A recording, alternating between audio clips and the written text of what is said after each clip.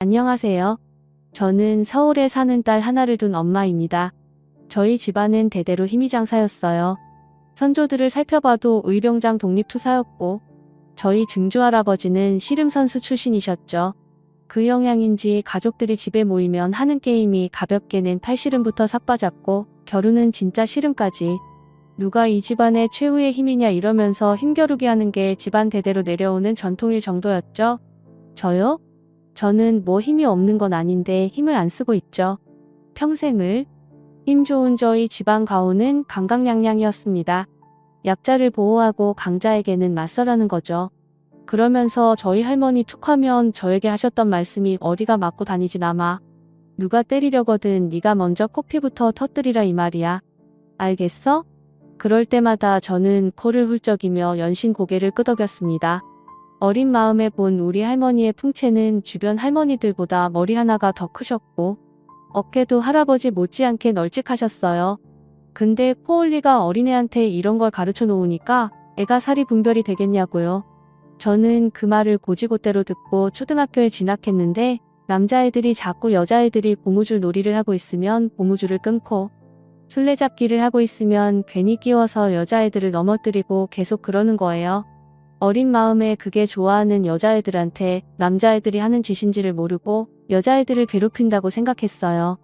하루는 한 남자애가 고무줄을 끊는 바람에 그 고무줄이 튕겨 여자애의 얼굴을 강타한 거예요.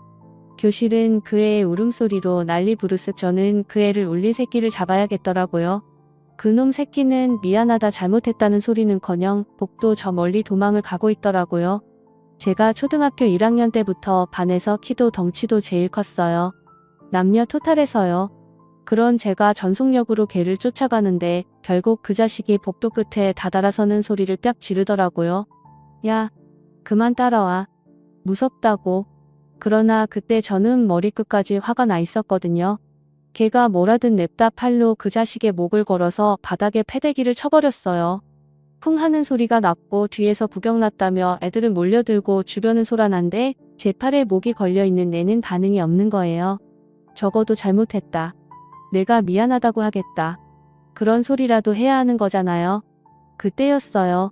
제 무릎에 뭔가 뜨뜻미지근한 물 같은 게 닿더라고요. 이상해서 바닥을 보니 누런 물이 제 무릎께로 흐르고 있지 않겠어요? 그 물줄기에 근원이 어딘가 쳐다보니 제 팔에 목이 걸려있는 그놈 자식 바지가랑이더라고요. 저는 황급히 팔을 풀고 일어났는데 아우. 그때 그 오줌이 무릎을 적시던 느낌을 지금도 기억해요. 그 녀석은 뭐 울고 있더라고요. 제 오줌 싼다. 주변에서 구경하던 애들은 일제히 웃기 시작했고 저는 차마 웃지를 못한 채 그 애를 멍하니 보고 있었죠. 힘을 좀 과하게 썼다 싶더라고요. 그 녀석은 엉엉 울기 시작했고 결국 선생님들이 달려나오고서야 상황은 종료. 그러나 그 일로 아주 곤욕을 치렀어요. 제가 그 일을 괴롭힌 가해자가 돼버린 거예요. 주변에서 본 애들도 제가 그의 목에 헤드락을 걸어서 내팽개쳤다고 말하지. 제가 그 녀석이 먼저 여자애들 고무줄을 끊어서 누가 다쳤다 그러니까 담임 선생님이 그러시더라고요. 걔가 다쳤는데 왜 내가 설쳐. 내가 뭔데? 걔랑 친해. 사실 친한 애는 아니었습니다. 저는 그저 가운데로 살았을 뿐이었죠. 그러나 그 순간 깨달았습니다. 제가 잡아들인 애는 강자가 아니라 약자였다는 것을요. 그리고 어쩌면 세상 대부분의 사람은 나보다 힘이 약한 약자일지도 모르겠다는 생각이 그제야 들더라고요. 그 일로 강제 전학까지 당할 뻔했지만 겨우 면하고도 고등학교 때는 친구 일의 힘으로 관여했다가 저희 부모님이 수천만 원을 배상한 일도 있었어요. 그때서야 저는 다짐했습니다. 내가 2번 다시 힘을 쓰면 인간이 아니다. 저희 부모님 제 앞에서는 내색을 안 하셨지만 저는 알았거든요. 아버지가 신이 나서 샀던 차를 내다 팔고 꽤 오래 울적해 하시는걸요? 힘자랑하고 다니던 고등학교 때까지만 해도 저 좋다는 남자가 하나 없었는데 힘자랑을 멈추고 나니 대학교 때 몰대같이 생겨서는 여리여리한 남자가 제가 좋다며 쫓아다니기 시작했어요. 솔직히 처음엔 싫었습니다. 야, 너 왜 자꾸 날 쫓아다니냐? 나 너처럼 삐짝 마른 남자 딱 싫어. 어디 남자 구실이나 하겠냐? 일부러 상처받으려고 그래서 나에게서 정이 뚝 떨어지라고 한 소리였어요. 그런데 그 남자가 저한테 그러는 거예요. 난 너처럼 튼튼하고 터프한 여자가 좋아. 약간 울컥하더라고요. 감동받아서가 아니라 수치스러워서요. 너 지금 뭐라고 했냐? 너 나 놀리냐? 아니, 나 고백하고 있는 건데? 저의 거친 눈빛과 불안한 말투와 과격한 태도에도 그 사람은 꼿꼿하게 고백을 이어갔습니다. 첫눈에 반했다. 우리 같이 살자. 제가 그 말을 듣고 얼마나 오래 멍을 때렸는지 연애도 안 했는데 같이 살자는 이놈을 어떻게 고쳐서 데리고 사나 싶더라고요. 그때 이미 게임 끝이었죠. 그렇게 저는 여리여리 멀대 같은 남자를 만나 결혼을 했습니다. 딸을 낳았는데 낳고 보니 지 아빠를 똑 닮아서 여리여리한 게 청순 그 자체. 솔직히 말해 저랑은 완전히 딴판이라 더 예쁘더라고요. 예쁜 탓인지 어릴 때부터 애가 인기가 많았어요. 사실 제가 힘으로 똘똘 뭉친 집에서 손모승처럼 자라서 그렇지 인물이 나쁘진 않거든요. 제 예쁜 데랑 지 아빠 호리호리한 데를 똑 닮은 제 딸은 어릴 때부터 미스코리아를 내보내보라는 등 모델을 시키라는 등 주변에서 인물 칭찬을 꽤 받았습니다. 그랬던 딸이 다 커서 결혼을 한다고 신랑감을 데리고 왔는데 부산 사람이더라고요. 엄마 나 부산에 가서 살려고. 어디 가서 부러질까 다칠까 동동거리며 키운 딸이었습니다. 자식을 낳아보고 나서야 방강양양이라는 가은이 내 자식을 향해 있다는 걸 깨달았어요. 그래서 우리 엄마랑 아빠도 내가 그렇게 사고를 쳐도 고개를 숙이고 큰 돈을 배상하고 그러고도 나에게 싫은 소리 한 번을 안 했구나. 그게 사랑이구나. 내가 살아있는 한 모든 걸 바쳐 지킬 수밖에 없는 게 자식이구나 하고요. 그런 내 자식이 제 품을 떠나 결혼하는 것도 섭섭해 죽겠는데 저가 낳고 자란 서울을 떠나 부산으로 간다니 걱정이 이만저만이 아니었습니다. 꼭 부산으로 가야 돼. 아버님이 부산에 있는 대학 교수님이셨잖아. 이번에 정년 퇴직하시고 거기서 사업을 시작하신다는데 처음이라 자신이 없으시다고 오빠가 같이 했으면 하시나 봐. 그래도 이거 너무 갑작스럽지 않아? 당분간은 주말 부부로 지내도 되잖아. 너랑 신서방은 서울에서 만났는데 그저 한숨만 나왔습니다. 상견례 자리에서도 좀 걱정스러워서 말을 꺼냈어요. 사실 저희 애가 서울에서 낳고 자라서 부산에서 신혼생활을 시작한다고 하니 고민이 이만저만이 아닙니다. 연고도 없는 곳에 가서 이쑥맥이 잘 지낼지는 사돈 걱정하지 마세요. 저도 고향이 서울이에요. 아들도 저랑 내내 서울에서 살았고요. 서울살이가 얼마나 편한지 왜 모르겠어요. 제가 같은 입장에서 잘 보살피겠습니다. 그저 걱정하지 말라고 잘 보살피겠다고 하는데 말의 핵심을 쏙쏙 비껴가는 게 좀 짜증나더라고요. 아유, 얘 사돈 그렇게 챙겨주시면 저야 감사하죠. 근데 바깥 사돈 사업체가 많이 큰가요? 우리 사위도 서울에서 좋은 직장 다니고 있는데 일을 도와야 할 정도면 뭐 꼭 크기 때문이라기보단 아들이니까 아버지 사업도 돕고 나중에는 우리 손주들이 물려받게 키우면 너무 좋지 않겠어요? 가뜩이나 취업난인 세상에 물려받을 만한 가업이 있는 게 얼마나 복이에요. 저랑 바깥 양반도 다 서울 사람인데 교수 임용을 부산으로 받는 바람에 부산의 매력에 빠져버렸다는 아무런 솔직히 남편을 혼자 뒀다 싶기도 하고 아들도 결혼한다는데 제가 먼저 모범을 보여야 하지 않을까 싶어서요. 그 모범을 왜 이제서야 보이느냐고 우리 애는 이미 우리 집에서 그 모범을 보고 자랐다는 말이 목구멍 끝까지 차올랐지만 꼭 참았습니다. 어쨌든 이렇게 된 이상 딸이 부산으로 터전을 옮겨 의지할 수 있는 사람이라고는 사돈과 사위뿐이었으니까요. 딸의 결혼식장에서 저와 남편 모두 얼마나 울었는지 모릅니다. 버진 로드 위에 서 있는 딸이 너무 아름답더라고요. 이렇게 이쁘게 애지중지 키웠는데 근처에서 살면 여러모로 좋으련만 아쉬운 마음이 너무 컸어요. 딸도 제 마음을 아는지 결혼하고 초반에는 매일 같이 연락을 하더라고요. 물론 좀 황당한 소식도 있었어요. 이력서 넣는다더니 잘 넣었어? 마음에 드는 곳이 있어서 서너 군데 넣었어. 딸은 당연히 저도 시댁의 사업을 도와야 하는 줄 알고 이직을 하지 않았거든요. 그런데 시아버지가 너까지 할 필요는 없다고 너는 나가서 내 일을 하라고 했다는 거예요. 그래서 딸은 신혼여행이 끝나자마자 부산에서 취업할 만한 자리를 찾고 있었어요. 그러다 또 어느 날은 딸 축하해. 합격한 회사 거기 부산에서 꽤 알아주는 회사더라. 그런데 딸의 목소리에 기운이 없더라고요. 엄마, 나 그 회사 못 갈 것 같아. 이건 또 무슨 소린가 싶었어요. 왜?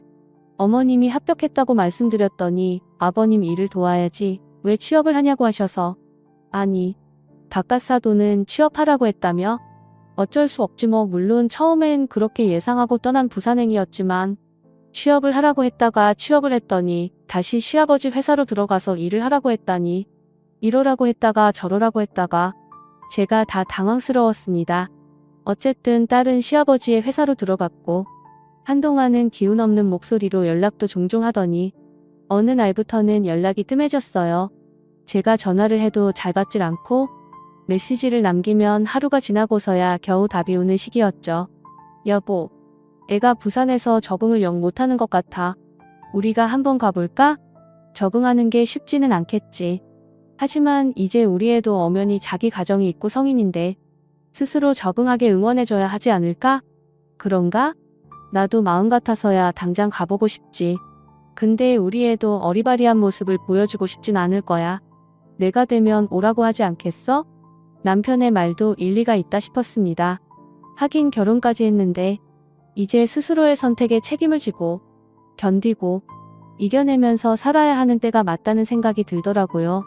우리 내일 영화 보러 갈까? 남편은 그런 저를 살살 달래는데 두사였습니다. 좋지. 딸이 있을 때만 해도 딸과 둘이 가기도 하고 셋이서 함께 갔던 영화관이었습니다. 하지만 남편과 둘이 가는 영화관도 좋더라고요. 그렇게 몇 달이 흘렀습니다. 부산에 갈 일이 생겼어요. 딸 집 앞에서 얼굴이라도 잠깐 볼 겸 딸의 집 근처에 도착했을 때였습니다. 딸이 사부인과 사위에게 두들겨 맞고 있는 겁니다. 큰 본 없는 집안 딸이면 말이라도 잘 들어 그 순간 눈이 돌더라고요. 저는 그 길로 사돈과 사위에게 달려가 숨겨왔던 힘으로 두 사람을 패대기 치기 시작했습니다. 양손으로 한 놈씩 팔을 꺾는데 관절이 꺾여나가기 시작했죠. 사실 부산에 저도 아는 친구가 있었습니다. 고등학교 동창인 동성 친구였는데 결혼식 이후 친구들에게 연락을 많이 받았거든요. 카카오톡에 프로필로 딸 결혼식 사진을 해놨더니 왜 초대를 안 했냐면서 고등학교 때 친구 하나가 연락이 왔더라고요. 야, 이게 얼마만이야? 얘가 결혼을 하면 연락을 좀 하지. 너 내 번호는 어떻게 알았어? 20살이 넘어 자연스럽게 연락이 끊겼던 친구였어요. 얼마 전에 동창회 갔다가 알았지? 넌 동창회도 안 왔더만 딸 결혼 준비하느라 바빠서 그랬지. 안 그래도 소식이 또 끊겨서 궁금했었어. 너 어디서 싸니? 난 부산 친구 입에서 나온 부산 소리에 깜짝 놀랐습니다.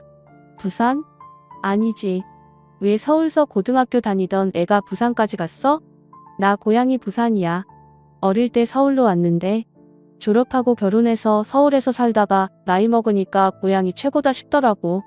부모님도 다들 고향으로 돌아오셨고 나도 애들 시집장가 다 보내놓고 고향으로 돌아왔어. 네 고향이 부산이었어? 내가 말 안 했던가? 한 적 없어. 어머. 아유 그랬구나. 사실 우리 딸이 부산으로 시집갔거든. 어머. 아유 그래? 그럼 언제 한번 와? 딸도 볼 겸 오면 되겠네? 나 횟집 해.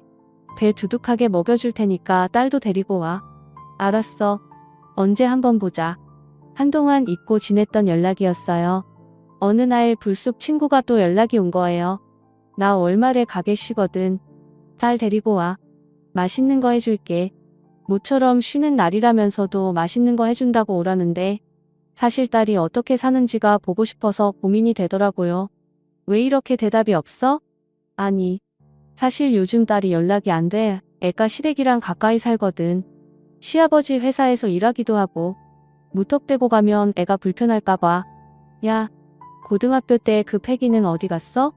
내 자식이 연락이 안 되면 더 찾아가야지. 그런데도 제가 고민하니까 친구가 그러더라고요. 사실 나 얼마 전에 엄마 보내고 며칠 좀 쉬려고. 뭐? 아줌마가 돌아가셨어? 근데 왜 연락도 안 했어? 나는 부산 가면 아줌마도 뵙는 줄 알았지.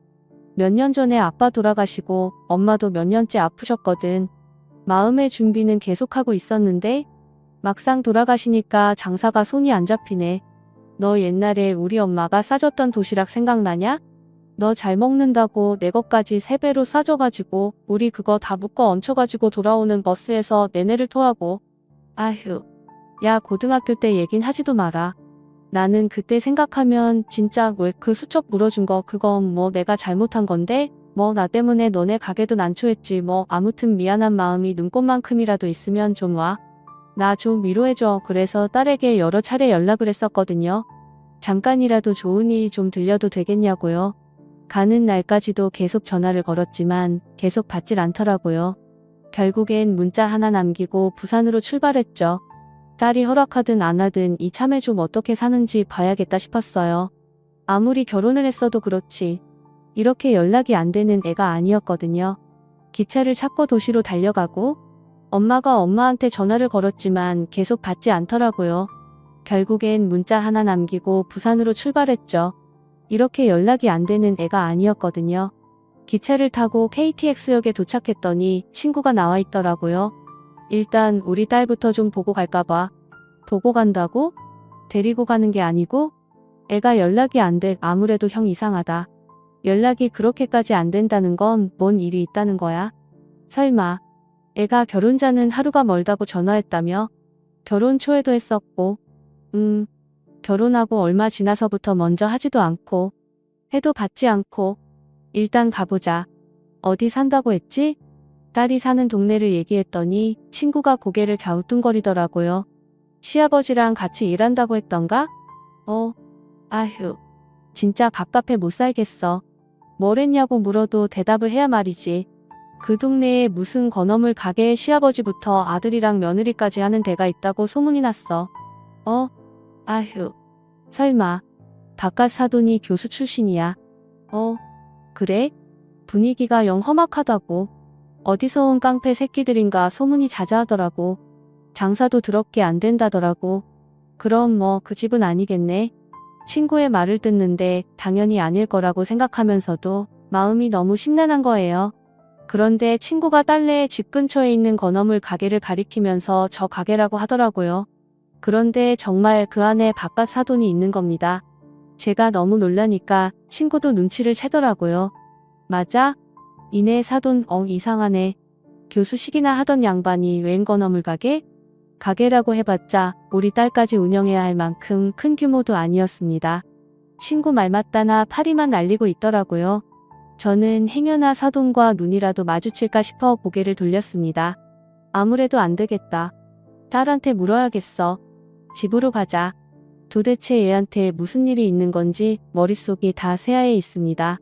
그렇게 딸의 집 앞에 도착했을 때 차에서 내리자마자 딸의 비명이 들렸습니다. 근본 없는 집안 딸이면 말이라도 잘 들어. 사부인의 목소리도 들리더라고요. 우라가 단전에서부터 치밀어 오르는 기분이었습니다. 손이 덜덜 떨리더군요. 하여튼 넌 매번 잘난 체를 하다가 얻어맞더라. 내 말이 그 말이야. 막말로 내가 뭐 그렇게 잘났니? 내 아버지 평범한 회사원에 내 어머니도 그냥 주부 아니야. 집안이 뭐 대단한 것도 없는 것 같고. 그러 내가 대학에서 교수한 집 아들한테 시집 왔으면 성공한 거 아니니? 그럼 감사하면서 살아야지. 건어물 하나 파는 것도 제대로 못하면서 왜 자꾸 쓸데없는 일을 하려고 해서 화를 돋구냐 말이야. 내 말대로 애쓴다. 제 딸은 서울에서 알아주는 회사의 마케팅 부서에서 일하던 애였어요. 아무래도 건어물 가게가 잘 안 되니까 방법을 제안한 모양인데 사부인과 집안이 어떻게 잘 어울리는지 모르겠어요. 그래서 제가 집안을 좀 더 잘 알아봐야겠어요. 그런데 집안이 잘 어울리지 않나요? 집안이 잘 어울리지 않나요? 아무래도 건어물 가게가 잘 안 되니까 방법을 제안한 모양인데 사부인과 사위놈 하는 말이 아주 가관이더라고요. 딸은 바닥에 주저앉은 채 머리가 잔뜩 헝클어져서는 말이 없었습니다. 그런 딸의 발을 사위가 발끝으로 툭툭 치더라고요. 야, 아깐 그렇게 말도 잘하더니 또 뭐하냐? 말 좀 해봐. 왜? 더 얻어 터지기 싫어서 입 다물기로 한 거야? 사위가 딸을 향해 다시 손을 번쩍 들어 올린 그때였습니다. 이 새끼야. 이런 기분은 정말 오랜만이었습니다. 뭐랄까? 손끝이 파르르 떨리다 못해 가슴까지 부글거리는데 얼굴이 터질 듯이 뜨거웠어요. 저를 본 사위의 얼굴이 새하얗게 질리더군요. 그러나 사부인은 저를 보고도 한쪽 입꼬리를 올려 실룩 웃는 거예요. 어머, 우리 사돈 오셨네? 여긴 어쩐 일로? 말투가 어찌나 아니 꼽던지. 마치 내가 오면 어쩔 건데? 하는 투더라고요. 분명 제 목소리를 들었을 텐데. 딸은 더 고개를 푹 숙인 채 저를 보지도 못하더라고요. 도대체 애의 얼굴이 어떻길래? 저는 바들바들 떨며 딸 앞으로 가 앉았습니다. 아가, 엄마 왔어? 딸은 고개를 더 푹 숙일 뿐이었어요. 축 처진 어깨가 평소 발랄하고 해맑던 제 딸이 아니었죠. 저는 헝클어진 딸의 머리를 매만지며 천천히 그 얼굴을 들어보았습니다. 예상은 했지만 말도 아니게 피가 터지고 멍이 든 얼굴이 하루 이틀 맞은 게 아니더라고요. 저는 울컥 쏟아지는 눈물을 참기 위해 입술에 잔뜩 힘을 줬습니다. 사돈, 그렇게 섭섭하실걸? 며느리잖아요. 잘못한 건 가르쳐야죠. 그쵸? 저는 손으로 딸의 얼굴에 묻은 피를 닦았습니다. 가슴이 터질 것 같아서 저도 모르게 씩씩거리며 숨을 쉬고 있더라고요. 사돈, 진정하시고. 딸이 이렇게 잘 지내면 우리 딸이 더 잘 지낼 수 있겠지요. 딸은 불안한 얼굴로 저를 올려다보더라고요. 사부인, 오랜만이네요. 딸은 저의 얼굴을 한 번 더 보듬은 뒤 천천히 자리에서 일어났습니다. 딸은 불안한 얼굴로 저를 올려다보더라고요. 사부인, 오랜만이네요. 딸은 불안한 얼굴로 저를 한 번 더 보듬은 뒤 천천히 자리에서 일어났습니다. 사부인, 오랜만이네요. 아휴, 어떻게 이런 꼴로 만나요? 사부인은 환하게 웃으며 다가오더니 제 손을 꼭 잡더라고요. 아휴, 속상하시죠? 근데 아시잖아요. 옛날에는 며느리들이 다 이렇게 얻어터지면서 소박도 맞고 그랬잖아요. 우리 집이 좀 전통이 있는 집안이라 애가 너무 신랑을 무시하니까 제가 좀 가르쳤어요. 무시할 만하니까 했겠지. 우리 딸이 어디 좀 똑똑한가? 사부인, 지금 나한테 말 깠어요? 너도 까세요. 야, 이서방 너도 까. 예, 예? 사위는 한 발짝도 다가오지 못한 채 저를 보고 있었습니다. 이제부터 난 내 장모 아니니까 말 까라고. 이 여자가 지금 우리한테 화내는 거야? 내가 화만 낼 것 같지? 뭐? 저는 사부인이 내민 손을 여전히 꼭 잡고 있었어요. 해야 할 일이 있었거든요. 야, 이서방 너도 일로 와봐. 제가 사위까지 부르자 딸은 저에게 다가오더니 귀에 대고 속삭였습니다. 엄마, 이 사람들 위험해. 그 손 놔요. 일단 나랑 가자. 저는 우리 예쁜 딸을 향해 미소를 지었어요. 딸, 미안해. 엄마가 너한테 가르쳐주지 않은 진실이 있어. 날 속였다고? 응? 저는 다시 남은 손으로 사위를 향해 손가락을 까딱거렸습니다. 너, 일로 오라고. 사위는 그제야 어이가 없다는 듯 희소식을 들었습니다. 그 모습을 보는데 제 앞에 있는 사부인과 사위의 얼굴이 똑같더군요. 이런 얼굴을 사이코패스 같다고 하는 건가 싶더라고요. 사위는 어이가 없다는 듯 저에게 다가오더니 얼굴을 바짝 내밀며 저를 비웃더라고요. 장모님 뭘 어쩌시려고요? 그 늙은 몸으로 저랑 엄마를 상대하시겠습니까? 야, 이사방 오랜만인데 우리도 악수나 하자. 저는 그놈이 뭐라고 시부리던 손을 내밀었고 그 녀석은 제 손을 보면서 어이가 없다는 듯 계속 희죽거리더라고요. 저는 갑갑해서 그 손을 덥석 잡았습니다. 야, 이 새끼야. 진짜 너가 왜 이렇게 늙은 놈을 만났어? 저는 갑갑해서 그 손을 덥석 잡았습니다.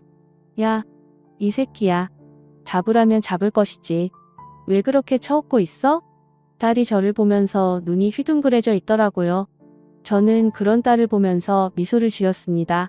그리고 동시에 그 두 년놈들의 팔을 잡아서 뒤로 꺾어버렸죠. 아우, 아우, 아파요. 아프다고요. 우두둑 하는 소리와 함께 두 년놈이 바닥에 무릎을 꿇고 주저앉는데 정말 이게 너무 오랜만인데 하필 사이코패스 같은 년놈들이잖아요. 이상하게 희열이 느껴지더라고요. 저는 두 년놈의 관절을 천천히 정확하게 꺾기 시작했고 두 년놈의 비명소리는 점점 더 커졌습니다. 아우, 사돈, 제가 잘못했어요. 아우, 나 죽대. 아이 진짜 이 미친 여자가. 이러다 팔 부러진다고요. 저는 두 년놈의 팔을 잡은 손에 더 힘을 준 채 웃었습니다. 어이가 없네. 내가 니들 팔을 잡고 있는 걸 보고. 내가 니들 팔도 안 부러뜨릴 것 같아? 예? 사돈 그게 무슨 말이. 순진하게 왜 이래요? 우리 딸 얼굴은 저렇게 멍투성에 피까지 흘리게 해놓고 내가 니들 팔 하나도 안 부러뜨리게 생겼냐고. 그리고 손에 조금 더 힘을 주니 양쪽에서 동시에 우지끈하는 소리가 나더라고요. 아, 사돈, 제발, 아우. 두 년놈의 비명소리가 동네를 떠나가라 울리더군요. 이러다 진짜 사람 잡겠다 싶어서 일단 손은 놔줬어요. 그랬더니 두 사람이 아주 바닥을 기어서 도망을 치려고 하더라고요. 어이 거기 둘 가라고 놔준 건 아닌데? 저는 기어가는 두 년놈의 발목을 동시에 잡고는 질질 끌어 원래 자리로 돌려놨습니다. 저를 돌아보는 두 사람의 표정은 처음 저를 보며 지었던 태연한 미소는 싸그리 사라지고 없더라고요. 아유, 사부인 정말 왜 이러세요? 저희 이번 딱 한 번이었어요. 새애기 때린 거 아니. 때린 것도 아닙니다. 그냥 밀었는데 넘어져가지고. 아들 내가 말해봐. 그렇지? 예, 진짜예요. 그치 여보가 말 좀 해봐. 응? 장사가 너무 안 되니까 저희가 스트레스를 좀 줄여서 머리가 돌았었나 봐요. 딸은 충격받은 얼굴로 저와 사부인 사이를 번갈아 보고 있었어요. 딸은 잠깐 머뭇거리더니 그러더라고요. 하루가 멀다 하고 때렸어. 처음엔 맞은 게 너무 이상해서 아 진짜예요. 꿈이었어. 처음엔 맞은 게 너무 이상해서 이게 꿈인가 싶을 정도였어. 한 번도 겪어본 적이 없는 폭력을 겪고 나니까 우울해지더라고. 엄마 전화도 피하게 되고. 사실 나 알고 있었거든. 엄마한테 말하면 엄마가 이 두 사람을 죽이고도 남을 만한 힘이 있다는 거 너 알고 있었어? 딸은 제가 힘이 무지하게 세다는 걸 알고 있었더라고요. 어떻게 몰라? 나 어릴 때 엄마가 아빠도 못 드는 박스 3개를 번쩍번쩍 들던 사람이었는데 예사님이 아니다 싶었지. 알고 보니 우리 외가 쪽에 의병장에 독립투사 씨름 선수까지 있었다며? 그건 또 어떻게 알았어? 외할머니한테 들었지. 엄마 힘이 하도 센 것 같아서 엄마 힘이 왜 이렇게 세냐고 물었더니 그것 때문에 골치 좀 아프셨다던데? 저는 입이 쩍 벌어지고 말았습니다. 딸을 용케이 속여왔다고 생각했는데 저도 모르게 힘을 쓰면서 살아온 모양이더라고요. 사부인 일단 이 다리 좀 놓고 아니 근데 진짜예요? 사부인 댁에 의병장에 독립투사도 있었다고요? 이 와중에 궁금한 것도 많더라고요. 깜빡하고 있었어요. 딸의 얘기를 듣느라 아직 두 연놈의 다리만 붙잡고 마무리를 안 했더라고요. 저는 두 연놈의 다리를 뒤로 꺾어 한 번 더 관절을 아작냈습니다. 내 딸 얼굴을 피투성이로 만들었으면 이 정도는 가고 있어야죠. 물론 이 인간들이 제 미친 힘에 대해서 뭘 알았겠냐마는요. 그 사이 친구가 112를 불렀더라고요. 곧 경찰들이 왔고 저와 딸 두 연놈들은 일단 경찰서로 갔습니다. 형사님 이것 좀 보세요. 이게 사람이 할 짓이 맞냐고요. 저랑 제 아들 팔이랑 다리 다 장났다니까요. 형사는 그들의 팔다리를 유리줄이 살펴보더니 말했어요. 부러지진 않은 것 같은데요. 저는 웃음이 터지려는 걸 꾹 참았습니다. 제가 어릴 때 하도 사고를 쳤더니 힘을 쓸 땐 조심성이 좀 많아요. 보기엔 막 꺾어댄 것 같아도 절대 티나게는 안 팽팽해요. 그래서 제가 이렇게 형사님 얘 얼굴을 보셔야죠. 가정폭력 당했어요. 그것도 시어머니랑 남편 둘이 길에서 대놓고 팼다니까요. 얘가 이 친구 엄마예요. 그러니 눈이 안 돌아요. 내 딸 패는 팔다리 좀 꺾었어요. 그래봤자 힘없는 중년 여자 아니에요. 형사님 말씀대로 이 친구는 제 딸을 죽여야죠. 그래봤자 힘없는 중년 여자 아니에요. 형사님 말씀대로 부러지지도 않았고요. 뭐라고요? 힘이 없어? 형사님, 이 여자한테 팔 한번 꺾여보세요. 힘이 장사예요. 보통 힘이 아니라니까요. 그치? 아들? 예, 진짜예요. 젊은 남자인 저도 저항도 못할 만큼 셌다니까요. 저는 두 연놈들 앞에서 모른 척 심란한 표정만 짓고 있었습니다. 내가 그런 힘이 어디 있냐는 듯한 표정을 지으려고 꽤 애썼습니다. 결국 경찰은 저와 친구 딸의 고소장을 접수해 주었고 저는 친구와 함께 딸을 데리고 병원으로 갔어요. 애 진단서를 떼는데 속이 문드러지더라고요. 넌 이런 일을 당했으면 바로 엄마한테 말해. 엄마한테 말을 했어야지. 엄마가 진짜 저들 죽일까봐 그랬다니까? 엄마를 살인자 만들 순 없잖아. 그렇다고 가정폭력을 참아 진단서는 다 떼놨어. 일부러 맞은 것도 있어. 증거를 남겨야 하잖아. 확실하게 남겨서 이혼할 생각이었어. 아휴. 독한 년 힘도 없는 게 독하기만 말 닮아서 그냥 힘이나 썼으면 좋았을걸? 딸을 데리고 병원에서 나온 뒤 친구의 차를 타고 친구의 집으로 갔어요. 친구가 집에서 먹을 거리를 다 준비해놨다고 하더라고요. 그런데 친구의 집에 간 저는 기겁하고 말았습니다. 아니, 돌아가셨다던 친구의 어머니가 집에 계셨다고? 아니, 왜? 친구가 박장대소를 하더라고요. 우리 엄마 살아있어서 깜짝 놀랐냐? 내가 죽은 줄 알았어? 아줌마는 어리둥절한 얼굴이셨죠. 저와 딸은 아줌마의 솜씨로 차려진 거한 한 상을 받았습니다. 아줌마는 아줌마의 솜씨로 차려진 거한 한 상을 받았습니다. 알고 보니 친구의 가게도 아줌마의 손맛 덕분에 유명해졌고 친구가 2대째 물려받은 거였더라고요. 음식을 다 나른 친구가 그제야 사실을 말해주더군요. 내 카톡 프로필에서 딸 얼굴을 봤잖아. 건어물 가게에서 일하는 걸 봤어. 처음엔 긴가민가 했는데 아무리 봐도 내 딸이 맞더라고. 알고 보니 제 친구가 아줌마의 손맛 덕분에 유명해졌고 알고 보니 제 친구가 딸이 맞는 걸 봤더라고요. 하루는 내 딸인지 물어보려고 건어물 가게에 들렀는데 내 딸이 없더라고. 그래서 가게에서 나오려는데 가게 뒤에서 비명소리가 들리는 거야. 친구는 보고도 믿을 수가 없었다고 했습니다. 사부인과 사위가 아니 두 년놈이 제 딸을 막무가내로 때리고 있었다는 거예요. 그걸 보고 열불이 나서 고민을 했어. 이 자리에서 내가 말리고 쟤를 집으로 데려갈까? 근데 그렇게 해서는 해결이 안 날 것 같은 거야. 그때 너의 그 무지막지한 힘이 생각났지. 일단 널 데리고 오면 내가 다 알아서 처리할 것 같더라고. 친구는 저와 오랜만에 카톡을 주고받은 뒤 제 딸이 얻어맞는 모습을 봤고 급히 저에게 연락을 한 것이었습니다. 그런데 제가 자꾸 올 듯 말 듯 애매하게 보니 냅다 자기 어머니가 상을 당해서 슬프다고 둘러댄 것이었습니다. 야, 아무리 그래도 그렇지 저렇게 건강하신데 돌아가셨다고 하면 어떡해. 그렇다고 내 딸이 얻어맞고 있다고 말하면 내가 어디 제정신으로 여기로 왔겠어? 일단 오게 해서 해결하게 할 생각으로 그랬지 뭐 회를 들고 오시던 아줌마가 어이가 없다는 듯 투덜거리시더라고요. 덕분에 난 오래 살겠다. 한번 죽었다가 살아났으니. 화기애애한 분위기 속에서 저와 딸은 맛있는 식사를 얻어먹었습니다. 딸의 얼굴에 여기저기 붙은 반창고가 속이 상했지만 비로소 제품으로 돌아온 딸을 보고 있자니 안도감이 더 컸어요. 식사를 하면서 친구하고 술 한잔하는데 친구가 말하더라고요. 이렇게 너희 부모님이 물어낸 수천만 원 다 갚은 거다. 차갑시요? 갑자기 친구가 제가 힘을 안 쓰기로 맘먹었던 그 사건 얘기를 꺼내는 거예요. 야, 너 조용히 안 해? 뭐 어때? 오늘 네 힘 제대로 보여줬잖아. 네 엄마 수천만 원 물어낸 그 사건 너 아니? 네? 엄마 진짜야? 저는 한숨을 내쉬었습니다. 야, 그 일을 너랑 나랑 무덤까지 갖고 가기로 한 일이잖아. 제가 화를 내거나 말거나 친구는 제 딸에게 말했습니다. 이 사건이 네 엄마가 힘을 안 쓰기로 작정한 사건이었단다. 그게 이모랑 관련이 있는 거예요? 우리 집이 서울에 살 때 일인데 우리 부모님이 서울에서도 음식점을 했었거든. 근데 매일같이 새벽부터 우리 가게 앞에 불법 주차를 하는 사람이 있었어. 차 앞에 전화번호도 안 남기고 새벽부터 대놓고는 일주일은 기본으로 차를 대놓는 정신 나간 놈이 있었어.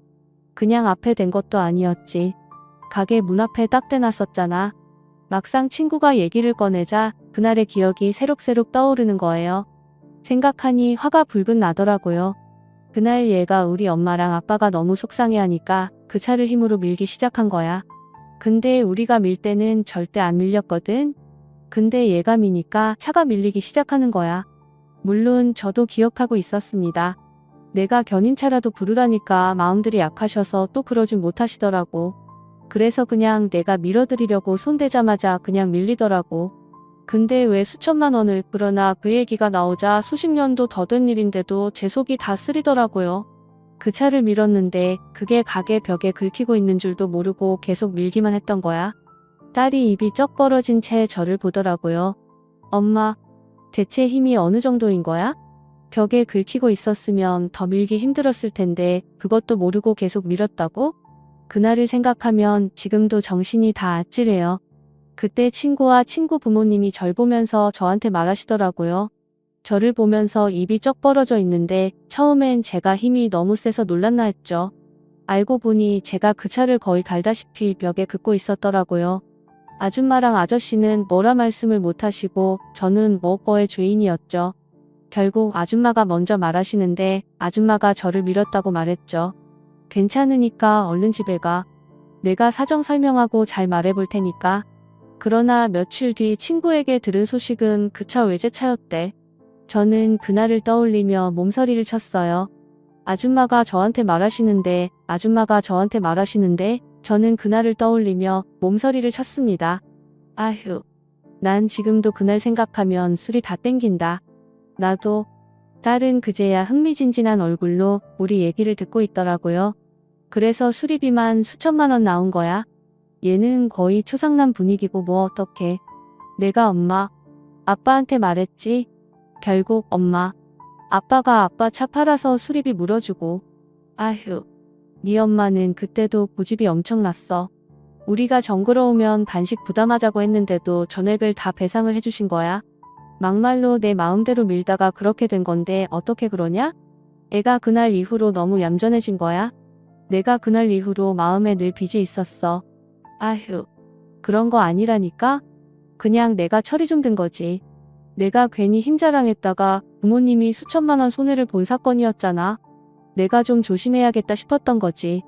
그날 이후 나는 미안해서 너한테도 친한 척도 못하고. 그러니까 나도 좀 얌전해진 거야. 어색해지긴 했어. 친구가 불쑥 저에게 손을 내밀더라고요. 저는 쑥스럽지만 그 손을 무심한 척 잡았습니다. 이 친구가 없었다면 저는 제 딸이 그렇게 얻어맞고 있는 줄도 모르고 매일 걱정만 하고 있었겠죠. 두 분은 어떻게 친구가 됐어요? 딸도 저랑 친구 얘기를 들으며 마음이 좀 편해진 모양이더라고요. 학교 다닐 때 책상 걸상 바꾼다고 우리더러 자기 책상 들고 내려가서 반납하고 새 책상이랑 걸상을 들고 오라고 한 적이 있었거든. 학생들한테요? 그게 뭐 별거라고. 우리 땐 다 직접 했어. 그때 내가 발을 다쳐가지고 깁스를 하고 있었거든. 내가 절뚝거리면서 책상을 질질 끌고 가고 있으니까 얘가 덥석 내 책상을 들더니 양손에 지 책상이랑 내 책상을 동시에 들고 가버리는 거야. 그래서 설렜냐? 솔직히 반할 뻔했다. 그때부터 내가 얘랑 친구 됐잖아. 저와 친구의 이야기는 밤이 새도록 이어졌습니다. 그 사이 얘기를 듣던 딸이 잠들었더라고요. 저는 잠든 딸의 얼굴을 한참이나 보고 있었습니다. 내 새끼, 내 귀한 새끼, 이 귀한 게 얻어맞고 사는 줄도 몰랐던 제가 어찌나 안심하던지 딸 앞에서는 죽을 힘을 다해 참고 있었던 눈물이 갑자기 쏟아지더라고요. 진짜 돌아버리겠네? 그냥 반 죽여놓을걸? 팔이라도 하나 분질러 놨어야 했는데. 고소장은 접수하고 왔고 이제 남은 건 그 두 년놈이 어느 정도의 처벌을 받느냐 하는 것이었습니다. 얼마 후 사부인과 사위는 구속됐습니다. 저는 사위에게 면회를 신청했어요. 사위는 저를 보자마자 불쌍한 표정을 짓더라고요. 장모님, 안 그래도 너무 뵙고 싶었어요. 제가 진짜 잘못했습니다. 와이프 좀 만나게 해주세요. 제가 다시는 안 그러겠다고 사과도 하고. 닥치고 이거나 찍어. 저는 사위의 앞으로 이혼 서류를 내밀었어요. 딸은 이미 다 작성해서 도장까지 찍은 서류였습니다. 사위는 기겁을 하더라고요. 장모님, 한번 실수한 겁니다. 제가 와이프랑 만나서 찍으라고. 장모님, 아무리 장모님이셔도 이건 저희 둘 얘기인데? 우리 딸이 원하는 거야. 내면상 안 보고 싶대. 그러니까 찍어. 일말에 미안한 마음이 있으면 잔말 말고 찍어야 하는 거야. 내가 사위인 줄 알고. 상종도 하고 싶지 않은 것들이었지만 딸이 만나게 할 순 없었어요. 저는 그놈이 도장을 찍을 때까지 매일 같이 면회를 하러 갔어요. 하도 안 찍기에 마지막엔 나지막이 경고장을 날렸습니다. 내 면회 오늘까지만 올 거거든? 오늘 내가 여기서 안 찍잖아? 그래. 그럼 내가 오늘까지만 올 거야. 내가 오늘까지만 올 거야. 내가 여기서 안 찍잖아? 그럼 결국 우리가 뭐 하나 가로막히지 않은 데서 다시 대면을 할 거 아니야.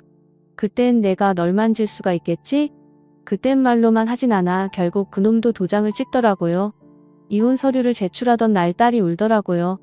그간 말을 못해서 그렇지 지옥 같은 시간이었다나. 이혼 서류를 제출한 뒤 저는 딸과 함께 부산으로 향했습니다. 딸의 짐도 정리해서 가져올 겸 친구도 좀 보고 올 생각이었죠. 짐을 정리하고 나오는데 밖에서 박가사돈이 기다리고 있더라고요. 뭔 할 말이 있나 싶었는데 그냥 조용히 고개만 숙여 보인 뒤 가더라고요. 알고 보니 박가사돈 교수도 아니었더라고요. 교수가 아니라 시간 강사, 평생을 시간 강사였대. 그나마 부산에 아는 사람이 있어서 시간 강사 자리를 준다고 해서 혼자 연고도 없는 부산에서 살고 계셨다나 봐. 진짜 어이가 없더라고요. 그러면서 너도록 근본 없는 집딸이라고 그 난리를 친 거야? 막말로 내가 왜 근본이 없냐? 내가 말했지. 내 외과 의병장에 독립투사의 씨름 선수도 있었다고. 그냥 내 눈이 삐었던 것 같아. 근데 내 선택이었으니까 내 힘으로 해결하고 싶었어. 말 안 했던 거 미안해 엄마. 저는 딸의 손을 꼭 잡았어요. 그런 상황에서도 차분하게 제 할 일을 해온 딸이 대견하더라고요. 그리고 최근에 알아낸 놀라운 사실이 하나 더 있는데요. 여리여리하게만 보였던 제 딸도 힘이 무지하게 세더라는 겁니다. 분명 남편을 닮아서 힘을 뒷불도 못 쓰는 앤 줄 알았는데 어느 날 불쑥 저한테 팔씨름 대결을 청하더라고요. 엄마 진짜 힘이 얼마나 센지 너무 궁금해. 나랑 팔씨름 한번 해보자. 그래서 남편이 심판을 보는 가운데 바로 모녀 팔씨름 대회가 시작됐죠. 저는 손쉽게 제가 이길 줄 알았거든요. 근데 접전 끝에 세 판 중 제가 한 번 이기고 딸이 2번을 이겼습니다. 우리 딸 승 남편도 외쳐놓고도 어리둥절하더라고요. 딸은 살짝 민망해하면서도 제 힘을 알고 있었던 눈치더라고요. 그 힘을 갖고도 폭력에 폭력으로 대응하지 않고 묵묵히 진단서며 사진으로 법적인 증거를 모았던 제 딸이 대견하게 느껴졌습니다. 전 요즘도 맞아서 엉망이 됐던 딸의 얼굴이 떠올라 자다가도 불쑥불쑥 화딱지가 나서 깨고 납니다. 그때마다 그 두 년놈의 팔다리를 꺾던 순간을 떠올려요. 힘이 좋은 게 안 좋은 줄만 알았는데 그때만큼은 힘을 제대로 썼다고 믿고 싶습니다. 내 새끼가 맞고 있는데 뭐라도 해야 하는 게 부모니까요. 결국 그 두 년놈은 징역 확정을 받았습니다. 재판장에서 보는데 판결과 별개로 금연상들을 보고 있자니 또다시 속이 부글거리더라고요. 딸은 근혼과 이혼도 확정됐고 다시 서울에서 취업에도 성공했어요. 그래도 다시 웃음을 찾은 딸을 볼 때마다 마음속 울분이 조금씩 사라지는 걸 느낍니다. 결국 승자는 제 딸인 것 같아서요. 나의 행복이 제 모든 것이라는 것을 새삼 깨닫는 요즘입니다.